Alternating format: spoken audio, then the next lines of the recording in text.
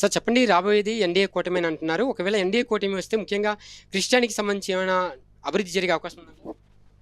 ఈ ఎన్డీఏ కూటమి అనేది చాలా దౌర్భాగ్యమైన పరిస్థితి. ఈరోజు కేంద్ర ప్రభుత్వం మరియు రాష్ట్ర ప్రభుత్వాన్ని నిర్మించాలనుకున్న చంద్రబాబు నాయుడు ఎన్డీఏ కూటమిని ఒకటి పెట్టి, ఈ ఎన్డీఏ కూటమి వల్ల క్రైస్తవులను ముస్లింలను తాకట్టు పెట్టడానికి సిద్ధపడతా ఉన్నారు. ఎన్డీఏ కూటమి వల్ల ఎవరికి లాభం లేదు.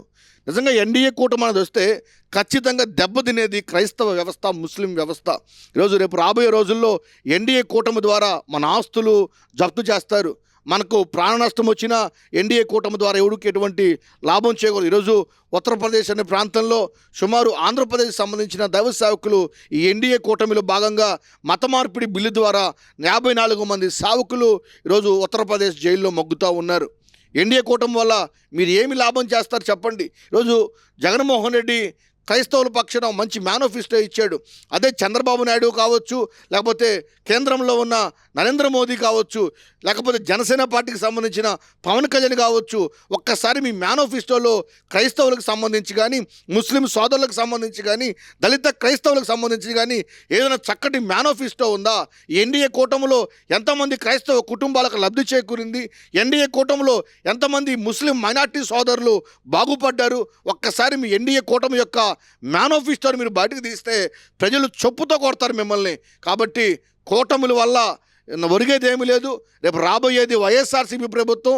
వైఎస్ఆర్సీపీ ప్రభుత్వంలో మరలా రాష్ట్రంలో ఉన్న దళిత సోదరులకు, ముస్లిం మైనార్టీలకు, క్రైస్తవ సోదరులకు లేదా ఇతర పార్టీ నాయకులకు ఖచ్చితంగా సంక్షేమ పథకాలు అందుతాయని చెప్తా ఉన్నాం. ఎన్డీఏ కూటమి నమ్మి దయచేసి ఎవరు ఓట్లు వేయకండి.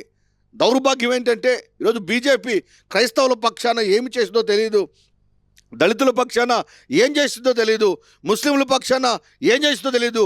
అటువంటి బీజేపీ కూడా ఆంధ్రప్రదేశ్లో మేము పోటీ చేస్తాం, మేము పోటీ చేసి గెలుస్తామని ఏదో పగటి కళలకు అంటుంది. దయచేసి మీ పగటి కళలను విరమించుకోండి. రాబోయేది వైఎస్ఆర్సీపీ ప్రభుత్వమే.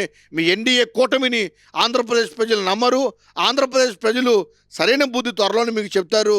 కాబట్టి అది గుర్తుపెట్టుకోండి మీరు.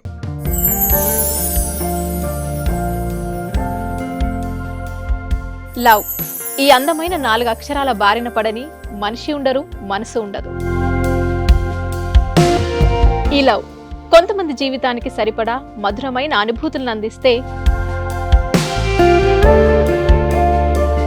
మరికొంతమందికి జీవితాంతం వెంటాడే చేదు జ్ఞాపకాలను మిగిల్చుతోంది. లైలా మజ్ను, పార్వతీ దేవదాస్, ఈ 2 కథల్లో మజ్ను లైలా ప్రేమ కోసం ఎంత పరితపించాడో విన్నాం.